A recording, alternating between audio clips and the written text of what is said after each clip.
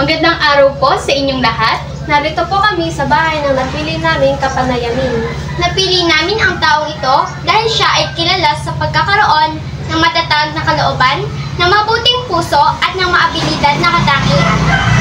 Magandang hapon po. Maaari po ba namin kayong makapanayam?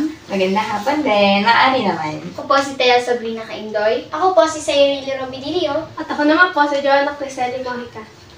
Mari niyo po bang ipakilala ang inyong sarili, trabaho o pinagkakaabalahan ngayon? Ako si Kimberly Joy Viher Pasio. Pwede niyo akong tawaging Ate Kim. At ako naman ay nagtuturo ngayon sa kolehiyo. So, sa UPLB, University of the Philippines, Los Baños.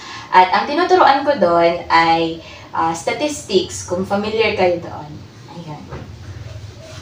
Kilala po kayo bilang isang tao na masayahin, mabuti at matatag.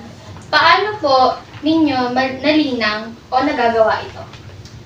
Syempre, ang unang-una dyan, dahil ako ay nagtatrabaho na ngayon, kailangan meron tayong work-life balance.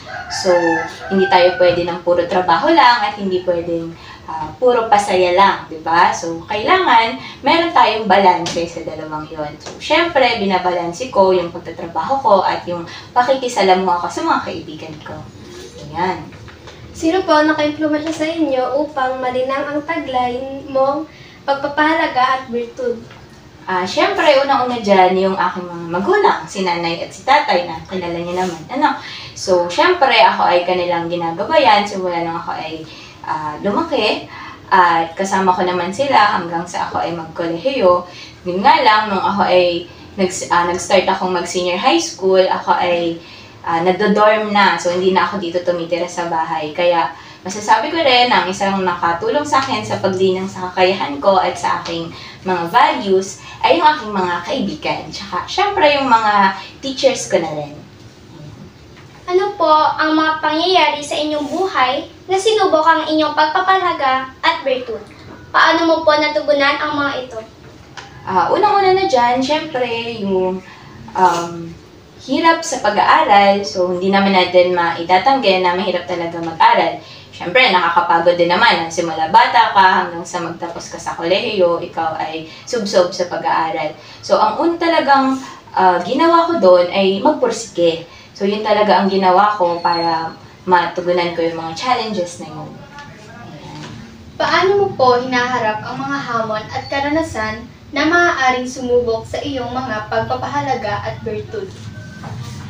Pwede pa ulit ng tanong. Paano mo po hinaharap ang mga hamon at karanasan na maaaring sumubok sa inyong pagpapahalaga at virtud? Okay.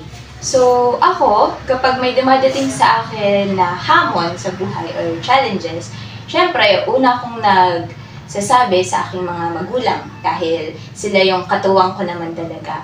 At humihingi ako ng advice sa kanila para magabayanan ako ng tama. Syempre, sinasabuhay ko rin yung mga advice na binibigay nila sa akin. At bukod doon, syempre, nagdadasal din ako. Humihingi ako ng tulong kay Lord para naman magabayan niya rin ako. So, kapag hirap na ako sa challenge na kinakaharap ko, nagdadasal talaga ako, nagsisimba talaga ako. At humihingi ako ng sign kay Lord na, Lord, tama po ba na ganito ang gawin ko? O tama po ba na itong isa yung gawin ko? Ayun. Ano po ang mga benepisyo ng pagpapakita ng pagpapahalaga at virtud sa iyong sarili at sa iba? Siguro, yung makikita kong benepisyo niyan ay sa ngayon, nasa payapang buhay ako kasama yung magulang ko, yung pamilya ko, at yung mga kaibigan ko. At wala rin naman akong kaaway, wala rin naman akong nakakasamaan ng loob. So, isa na talaga sa pinakamagandang benepisyo ng inyong tinatanong is yung peace of mind. Sa ngayon ay napapractice ko yung peace of mind. Ayan. Ano po ang pinakamahalagang virtud para sa iyo at bakit? Para sa akin, ang pinakamahalagang virtud... Wait lang, ano yung virtud?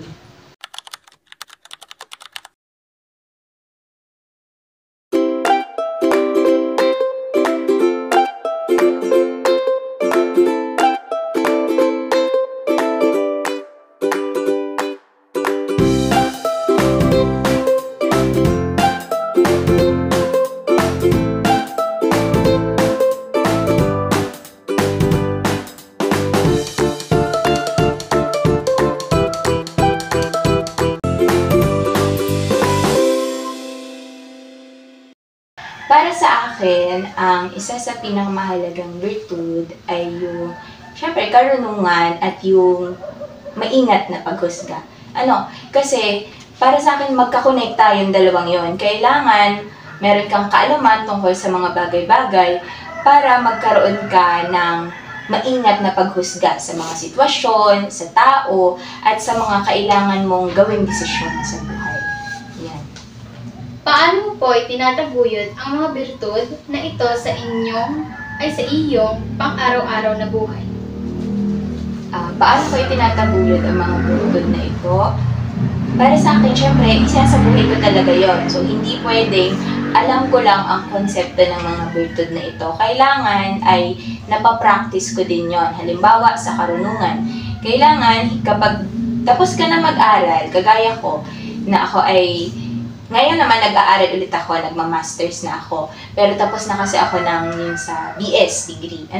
So, kailangan, tuloy-tuloy pa rin ang pagkakaroon ko ng karunungan, ang pag-acquire ko ng knowledge. Ibig sabihin nun, hindi dapat natatapos sa loob ng classroom yung aking kaalaman.